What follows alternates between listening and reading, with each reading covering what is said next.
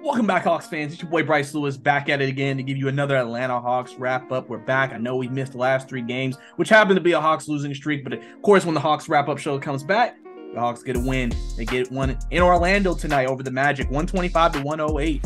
And it was impressive and probably the most impressive victory the Hawks have had this entire season to date. Trae Young tonight, 30 and 14, had 10 assists in the first half. That was big. Really seemed very under control. I think sometimes with Trae, we watch him. Sometimes he plays out of control. I know he's been struggling with his shot over 50% today. Really did a good job, I think, getting other teammates involved and also scoring the ball. DeJounte Murray, also same way. Did a good job tonight, scoring the ball, was able to get a couple of catch and shoot threes, was big, had 27 tonight. Clint Capella had 20 and 12 tonight. Big night from Clint Capella. This was a night where the Hawks had a lot of injuries. DeAndre Hunter went out of the game, came into the game with an injury. John Collins rolled his ankle at the end of the first half. And so they had to play some guys. And let me give a huge shout out to Jarrett Culver. I mean, man had 12 rebounds and 9 points tonight. That's 12 boards. And they needed that from him because Okongwu had 8, but they needed that from him. And listen, we don't know how long Hunter and Collins are going to be out. We have no idea. So Culver might see some rotation time the next few games.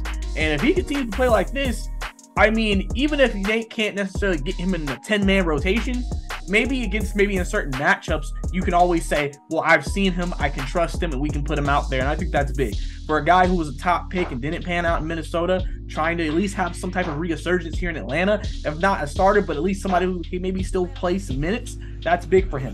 AJ Griffin had 15 points tonight. That was a good night for him. Obviously, continuing his development as a rookie. We obviously saw, Trent Forrest, he played tonight. We got everybody on the bench playing tonight, and that was big. And then pretty much, like I said, from start to finish, they dominated Orlando. Orlando really didn't put much of a fight tonight. Before John Collins got hurt, he played some really good defense on Paolo tonight. Really, really happy about how he played tonight and how he executed and how he played the game. Just everything under the sun. I think the Hawks just really needed this win to snap this losing streak. I know a lot of people have been down on the Hawks. I will leave in the description below my latest article for Sports Illustrated on why the Hawks have been struggling in the first quarter of the season. If you want to go check that out and get feedback. But yeah, the Hawks shot 54% tonight. They were 79% from the free throw line, had 12 assists, only 12 turnovers in the game. They dominated on the boards, 49-33, had 14 offensive boards. You had 8 steals, 3 blocks. That's what you want to see.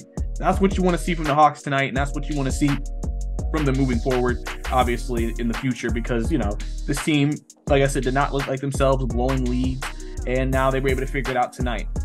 And like I said, that's big for them. So, coming up, the Hawks have a game coming up Friday, and they play the Denver Nuggets coming into town, coming into ATL. That'll be a good matchup. Like I said, we'll see who will be back for that game. Hopefully, Hunter or Collins can be back. Ankle injuries. Collins probably will out a few games because usually with ankle injuries, it's not easy to come back from quickly. Hunter, we don't really know the severity of his injury. Hopefully, it's not too long. So I could see, if you're Nate McMillan, you're probably going Trae, DeJounte, probably AJ Griffin, and then maybe Jarrett Culver at the 4. That may be the lineup, just because you don't have JC when you don't have DeAndre Hunter, and we don't know if Jalen Johnson's going to come back for the next game, and that's why you might have to go to Jarrett Culver at the 4. It just depends.